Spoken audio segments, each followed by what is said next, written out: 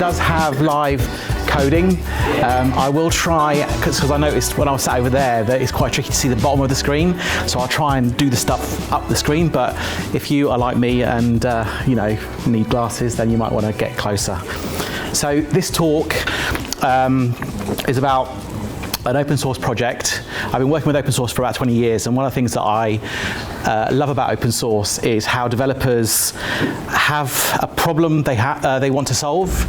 They create code, and then they decide they want to share that code with other people. And this particular problem was this particular problem was something that developers at Airbnb had around 2014, 2015. And as an organization that depends on data, they found themselves looking to figure out how they could manage all the different tasks involved in getting data from source to the kind of systems that they needed to use to actually make business decisions. And so that software was Apache Airflow. I think they donated it to Apache organization in 2015, and since then it's been growing from a community perspective as well as a code and innovation perspective. So this talk really is around how you can use it to help simplify the tasks you have. And even though this is specifically around data and creating data pipelines, I do talk to a lot of customers that use Apache Airflow to do other things, because typically we all have tasks that need to run, and in the past we've typically managed those ourselves through a cron tab, maybe running on a server somewhere that gets forgotten, and it's not optimal. So Apache Airflow is a useful tool where you have any tasks that you need to run. So that's kind of the background to Apache Airflow. Now, within Apache Airflow, there is this concept of orchestration, and this is an important terminology because effectively what Apache Airflow is, it's a workflow orchestrator. So it orchestrates the tasks you need to run. So you define tasks, and then the orchestrator will help you run those in a managed way. And Apache Airflow does this through the concept of a workflow, and the workflow effectively is a definition of what tasks you want to run. Now, this is all expressed as code, Python code. So this is an example workflow. So apologies at the bottom if you can't see the thing. I can't change that. So a workflow in Apache Airflow is expressed as Python code. I'm not going to go too much into the details of the specifics here, because I'm going to go into the code later on. But each workflow has an identity, a unique identity, which is expressed as what's called a DAG ID. Now, within your workflow, you have tasks, one or more tasks that you want to do. And these also have unique identifiers. Again, this is code that's expressed in Python. Now, one of the differentiators around Apache Airflow and how it helps you automate and simplify how you work and orchestrate your tasks is it has this concept of operators. Operators you can think of as templates that simplify your interactions with downstream systems. So rather than having to know how to interact with, say, a MariaDB database and all its sharding loveliness, you just enter a SQL query and it will run it for you. You don't have to worry about connecting to it or any other complexities around setting up your client. The MariaDB operator will sort that out for you. Or maybe, for example, you want to query or write data to an S3 bucket. You just enter the bucket name, the file, and it will do that for you. And so these operators, which are the bulk of Apache Airflow, have kind of different flavors. Some of them are to help you work with downstream systems. Some of them help you connect and manage access to those systems. And some of those actually allow you to effectively wait for things to happen. So I've got a file directory. I want to wait for something to go into that file directory before I then execute my task. And the Apache Airflow community over the last 7 years, is it? 6, 7 years, have built together a very comprehensive list of operators that allow data engineers to simplify how they build those workflows and execute your tasks against these and many other systems. And because it's open source, if the system you want is not there, you can build your own. In fact, actually, one of the things I've seen working with customers who use this is that they tend to start with these, fork it, and then customize it for their own environments, which is something that's very easy to do. Now, Apache Airflow is being used by, this surprised me, by most of the big companies. So whether you're a bank, insurance company, the biggest gaming companies in the world, anywhere where you're doing significant amount of work with data, they increasingly are using Apache Airflow to automate all the processes and steps to get the data from the source to the systems that need it.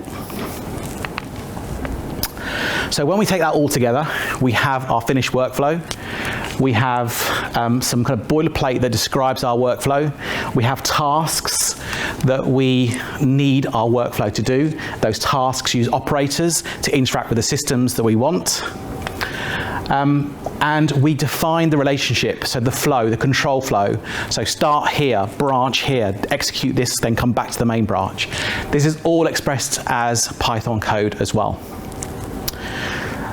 And that's pretty much how you create a workflow, okay?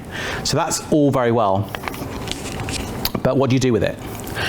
So one of the things I want everyone to kind of walk away from the talk is understand more about how and what Airflow can do for you, but also kind of the higher level architecture of how it works.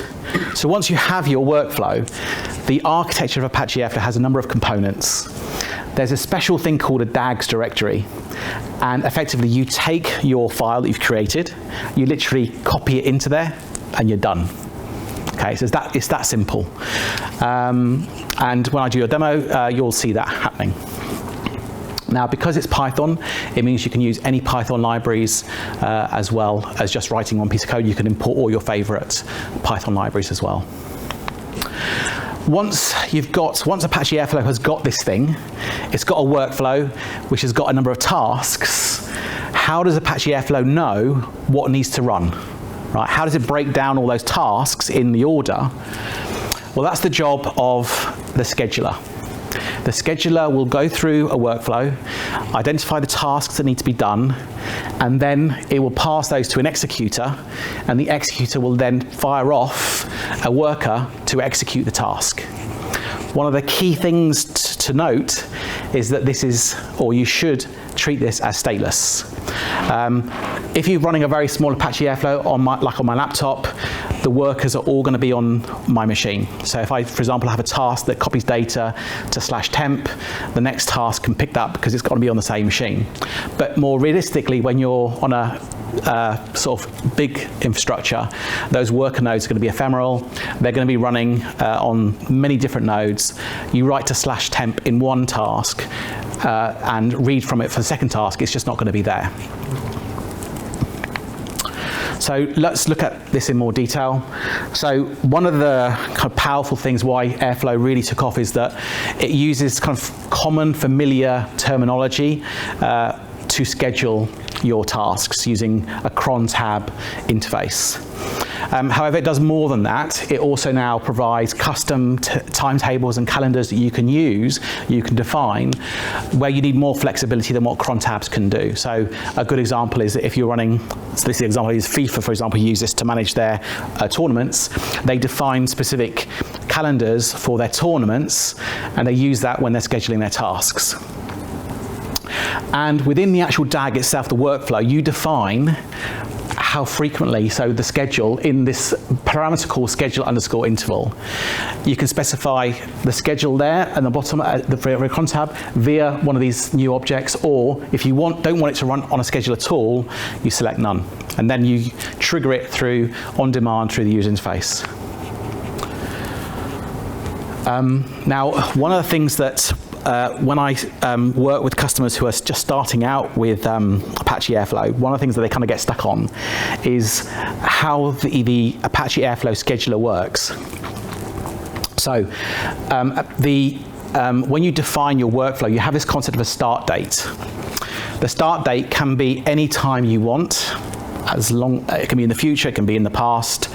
But what happens is when you create a workflow and you submit it to the scheduler, then what will happen is the scheduler will use the start date as the starting point for executing that workflow and all the tasks. So if, for example, I use this one, so 2022, so February 1st, if I submitted this task, and this task was once a day, is this once a day or once an hour? This is once an hour, okay.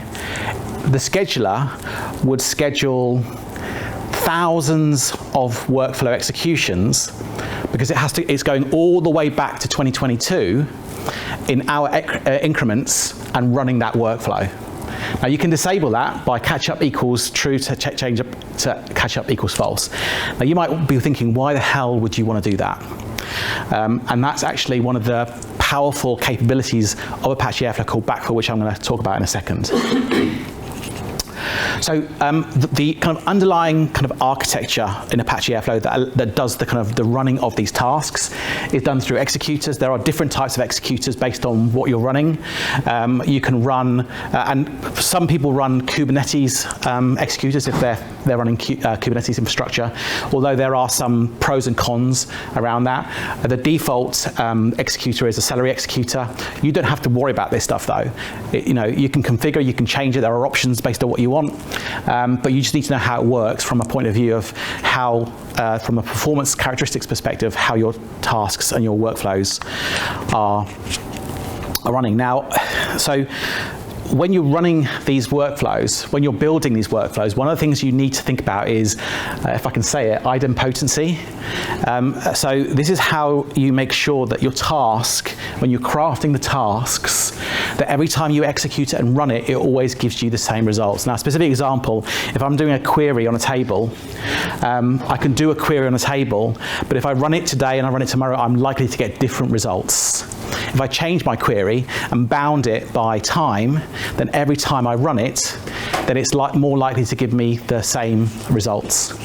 And so this is where you need to think about this, so that when backfill works, you can rerun your schedule, your workflows against data. Another kind of capability of Apache Airflow is this thing called deferrable operators. And what this allows you to do within Apache Airflow is create an asynchronous task. So I do something, it might take a couple of hours to do, and then I come back once it's finished. In the past,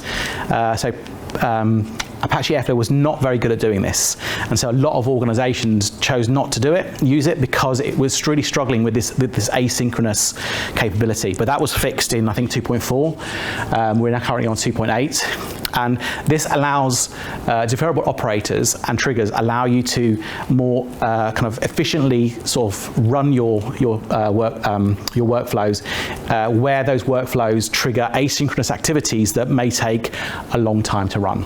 The simple example here is you've got some Apache Spark jobs you want to run on trillions of rows of data. It might take a couple of hours to run. You select a deferrable operator to run that. It triggers it off, and then Apache Airflow carries on doing other things. So idempotency is important for this reason. The example, and this is where a lot of people we see using it, is that they've got data that they're having in their systems, and they realize that they need something changed in that data.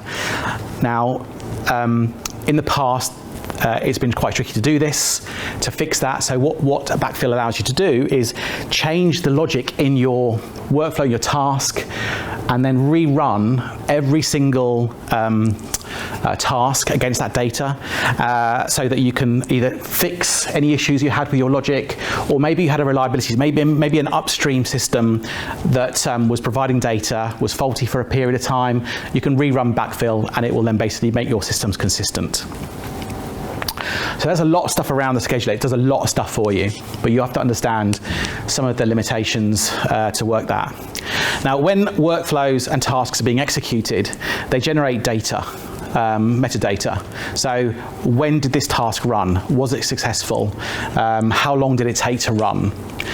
All this information needs to be stored somewhere. It's stored in the metadata base. I mentioned that tasks should be thought of as stateless. One of the mechanisms that Apache Airflow has to provide some state between tasks is this thing called XCOM. And you can do XCOM push and XCOM pull.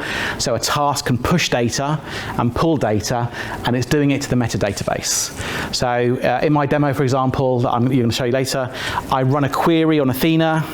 I need the query ID, so I push that to the metadata base. The next task, I need to know what that query was to do the next step, and so that's how you would use it. And the operators themselves, some of them have native support for that by their functionality. Sometimes you have to program that into your own code as well. And then the final piece of Apache Airflow is the user interface. One of the reasons why Apache Airflow initially was very popular was it provided a nice, well, that's kind of open to interpretation, user interface for running these tasks and these workflows where previously no nice user interface existed. So, more recent innovations in Apache Airflow have focused really on trying to make the workflows that are created look more Python-like, because one of the issues that a lot of Python developers kind of expressed was that we write these workflows in Python, but they don't really look like Python code. So TaskFlow is an attempt to make your code and your workflow through annotations look much more like Python code, and then the interpreter will then extract this and create tasks and workflows from that. So that's a really kind of quick overview, but there's nothing quite like a demo to kind of try and bring this together. So what I'm going to do in this demo, actually this is not the right, that's not the right picture, I'm not sure what's going on there. So, I thought I updated that picture. I think what it is, I think I updated another picture. So let's have a look. So I just got a new Mac, it's an M1, and with my M1, MySQL did not work. Is that the one? Nope. This is bizarre. I'm not quite sure why. Where's it gone? Anyway, it's not important. Oh, hang on. Yes, it is. There it is. This is the right one. So in the demo, I'm going to try and build the ultimate joke repository because I love jokes. And what we're going to do is, running on my laptop, I've got Apache Airflow and I've got Postgres running in a Docker container, both of those running on a Docker container. Or although not a Docker container, I'm using Finch, which is a Docker replacement. And what we're going to do is, I want to build my ultimate joke repository. And so these are some of the tasks that I would run. So first of all, I want to source my jokes, clean them up, not because they're dirty jokes, by the way. That's just from the point of view of formatting. Although I could probably, in the kind of new Gen AI and AI, I could probably run sentiment analysis and do that as well. I then want to create some tables in the database, import those jokes into that database, and because I want to create a mega data lake of jokes, I want to ingest it into my data lake. So now, it's a silly example, but these are kind of the types of tasks that data engineers need to do. And before, I would have maybe a bunch of scripts on my machine. I would run them manually on a cron tab, and it would do it for me fantastically well. But, if something happened on my machine, or if I forgot, then it wouldn't run. So that's what we're going to do. And we're going to use some of the operators within Apache Airflow. Python operator is the default one for working and creating code in Python. Athena operator allows me to easily interact with Athena. All I need to do is run a query and it will do the rest for me. S3 to SQL will take stuff I've got in an S3 bucket and put it into my Postgres database. All I've got to do is specify a SQL query, a source bucket, and that's it. And then the Postgres operator allows me to create tables in Postgres just by defining the actual SQL I want to run. So I don't have to worry about all the boring bits around how to manage those connections. So let's me get out of this now. And hopefully this is going to work. Right, so actually before I do that, so I'm going to show you a few resources. First of all, this is the Apache Airflow website. I work with a lot of open source projects. It's my day job. I work for AWS as an open source principal, and the Apache Airflow community is very welcoming. The Apache Airflow documentation is very comprehensive and very easy to get started with. So if you are interested in taking the next steps, then go there. I'm going to be using a project we created called Moi Local Runner. It's one of the easiest ways to get Apache Airflow running, so very useful for developers. And all the resources I'm going to be sharing is available on a repo, which if you want to, you can have access to. So, what I've done so far, just to save time, I have, through a local Docker Compose file, I've got Postgres running for Postgres 8, so I can show you what that looks like. Where is it? Local Postgres. So I've just literally run this up. Again, it's an empty database. I've then got. I've started running, not there. Okay, so I have not running, so I should do that. So I'm going to start Apache Airflow by running this command here. And again, all these instructions are in the code repo if you want to run this yourself. Now this will take a few minutes. What it's doing is it's spinning up the Apache Airflow in one container, and then another Postgres database in another, which is the Metastore database. So it normally doesn't take very long, but what I'm going to do is I'm going to show you the code and what an example workflow would look like. So I start off with defining some Python imports because this is Python. Some of them are the operators I want to use. I've already talked to you about what the ones I've chosen. If I was wanting to do different things, I could refer to the documentation and find out what operators I wanted. I then define, and this is, can you see it okay in the back? Is that all right? I then define my workflows. I give it an ID, I schedule it, so this time it's once a day. I specified it from 2013, but I've also specified catch-up equals false, which means it's not going to try and rerun. And then I've given a description. There are other things you can do, like tags and all this kind of stuff based on, as you productionize these. I then start kind of the bulk of the tasks I want to do. So the first one is actually I want to get my jokes. So rather than hard code stuff, I want to define some variables. This is really around where I want to store my jokes, as well as some of the kind of the systems I want to interact with. I'm going to show you in a minute how Apache Airflow makes that even easier, so I don't have to put that in my code. Then I actually start defining some of the queries I want. Okay, so here I'm only defining the queries I want to run. I don't have to worry about connecting or how to connect to these systems, authentication. That's all taken care of by the hooks in Apache Airflow, and I'll show you what they look like. So I've got some queries there. I then define a task using task flow to actually pull the jokes. So this is Python code that will get my jokes from this website, clean them up from the point of view of making sure there's not got any bad characters, and then store them in an S3 bucket. Here I create another task, which actually is now using the Postgres operator, and it's using effectively just two values, SQL, which is defined here to create the actual table itself, and then a connection ID. So this is again an Airflow operator that shows me how to connect, and I'll show you that in a second what it looks like. So you kind of get the idea that it's basically pieces of code, Python code that uses an operator. The parameters that you define here are documented in each operator. They're all different. When you create an operator, you define the operators you want and you document them there. And then at the end here, you define the relationship between the tasks. So first of all, I want to generate my jokes. Then I want to import them into Athena. I want to import them into Postgres. And then once I've done that, I want to put them into my data lake. So this is what the file looks like. Hopefully now, if I do this, yeah, okay. So this is the Apache Airflow UI. At the moment, there's no workflows.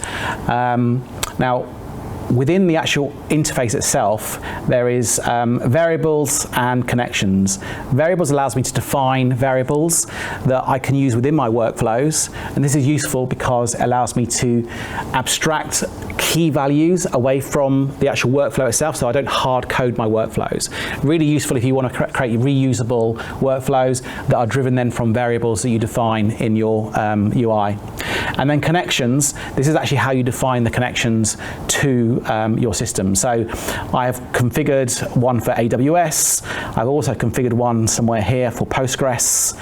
I've done this because it's pretty boring. I didn't want to take time on the demo doing this. So here I'm running on the local host. This is the Finch's local host. If you're using Docker, it will be, I think, docker.internals something, I think. But the schema name, the username, password, etc.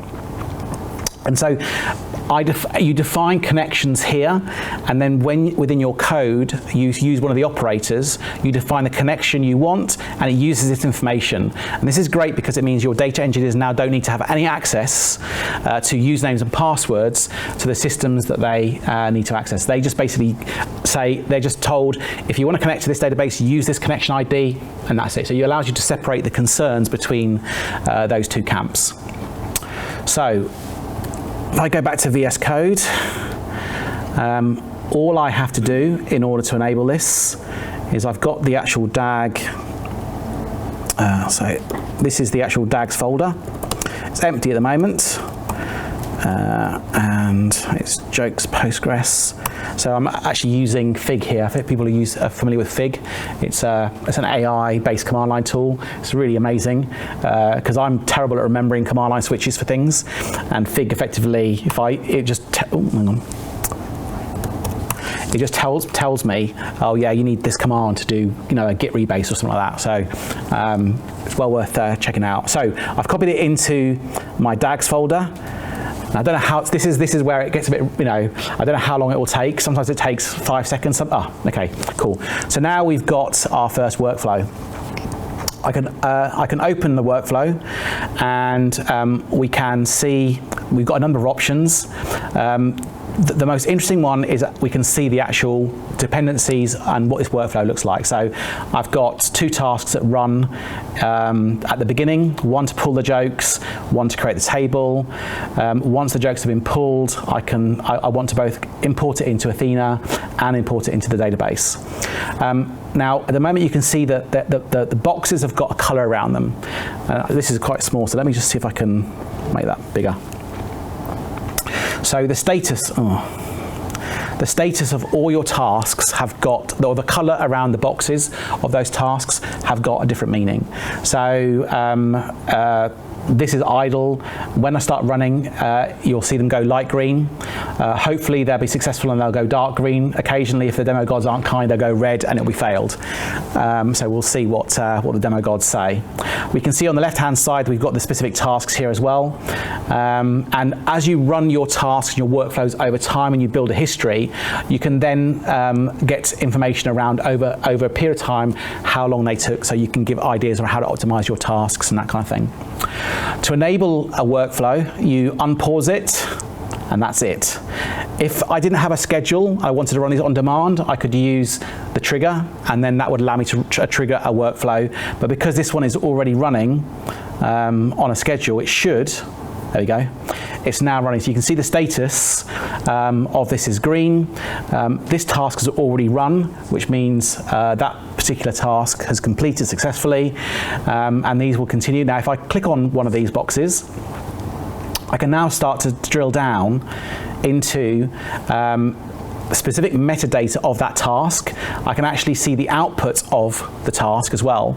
Now, bearing in mind when you've got thousands of tasks across different systems, having this central plane of glass to see all your jobs is incredibly useful, right? And actually this is one of the main reasons why Apache Airflow really did so well, because people loved this.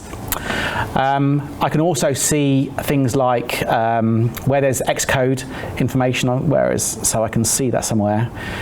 Details, I think it is here. Yeah, XCOM. So this XCOM, there's nothing here, but if I go to my Athena task, which is coming up here, I can go to details, I can go to XCOM, and you can see I've got some values, and this is the query ID. So you can get lots of information, and it's actually completed now. So my task is completed. So what I should be able to do now is, sorry, I should have got rid of my mail. I should be able to go into, first of all, my S3 bucket, and you can see that my S3 bucket has got a folder for today which has my raw data in it, and I can go to my query in Athena, run it, and I should have jokes in there now. And if I wanted to as well, I can see in my database, my bad jokes database, I can see that I've got jokes here as well. So that's kind of like, that's pretty much the simple demo, just to kind of give you a flavour of how simple really Apache Airflow is from the point of view of like how you can get started and how you get to sort of get going. And I'm running everything on my local machine. What we find is that a lot of organizations initially start experimenting locally. They even run it at a small scale, but then as they start to grow, they look to use managed services. So there are a number of different managed services. So I work for AWS, so we have one, but if you're using other cloud providers, then some of the other cloud providers have managed services as well. So whatever you're using, there are services you can use, and one of the kind of largest contributors to the project, Astronomer, they also run a managed service that goes across the clouds as well. I talked about Apache Airflow as an open source project.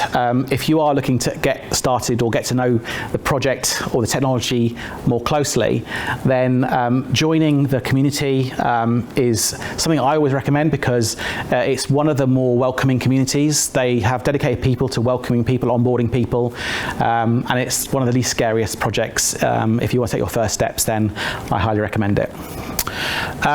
So that's pretty much the sort of talk done.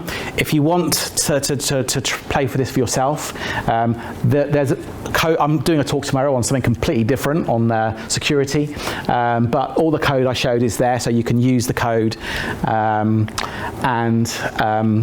If you want a copy of the slides, I'd much appreciate you completing a very short survey that allows us to get feedback on how we can help improve open source, and in return you'll get slides. But that's the talk. If there's any questions, I'm happy to take them.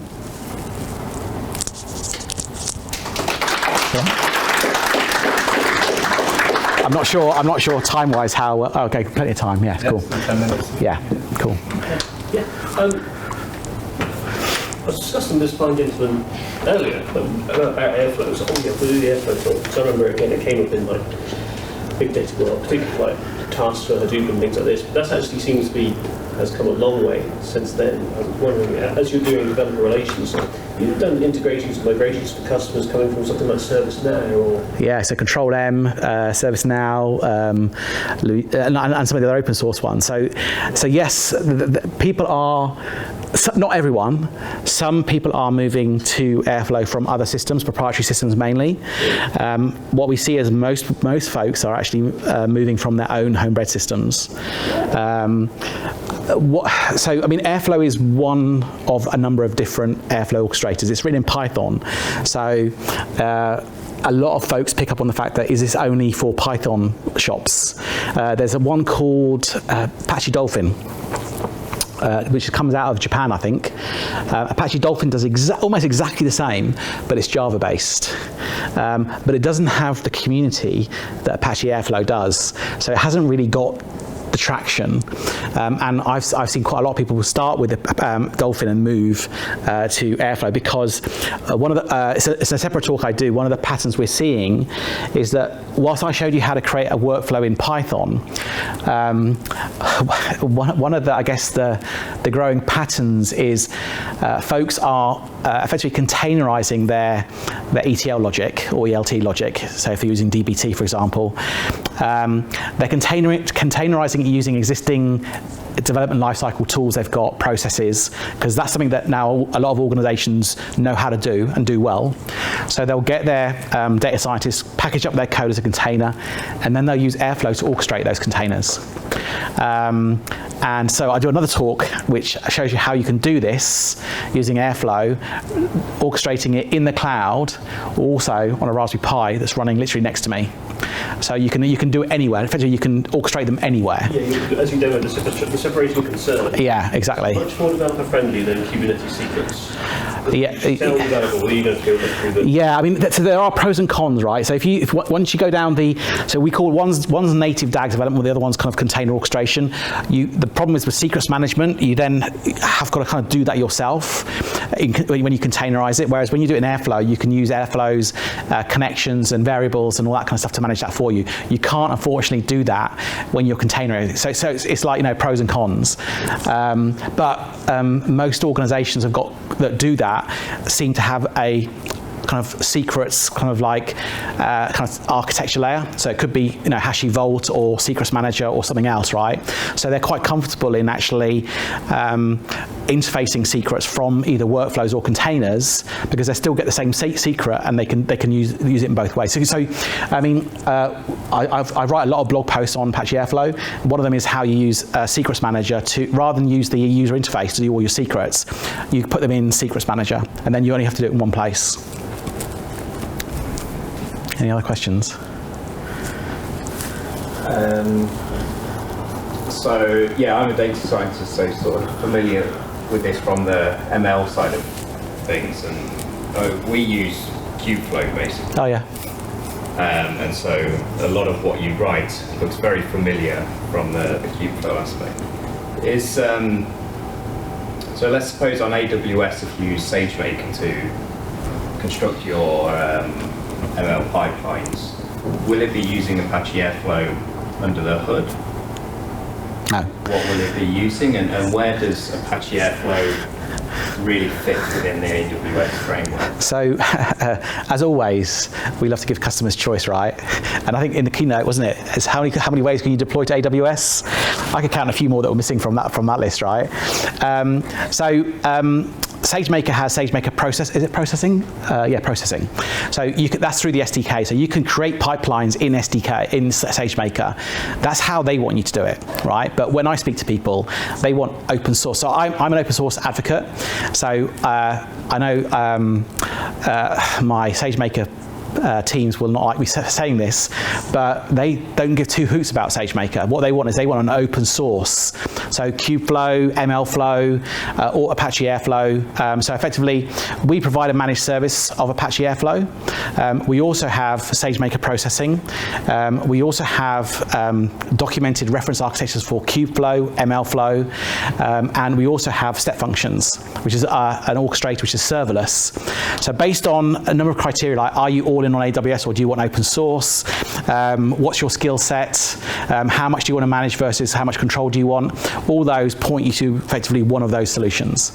We don't have managed services for Kubeflow or MLflow, but that's we've got teams that produce very robust reference architectures. I worked on a few blog posts on Kubeflow specifically on that. So effectively, if you're a SageMaker person, you can use Airflow. You can use our managed Airflow. We've got operators that allow you to work with SageMaker, and we have a lot of folk that do that rather than use SageMaker pipelines.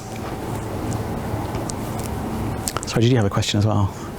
I did. I've forgotten what my first question was. I was just wondering what the relationship between Kubeflow and Airflow is. Is it simply that Kubeflow is Airflow running on Kubernetes? No, Kubeflow is a separate. I mean, how would you describe Kubeflow? I mean, it seems very similar to Apache Airflow, but just written by Google, and I'm getting the impression that the way you can run things locally is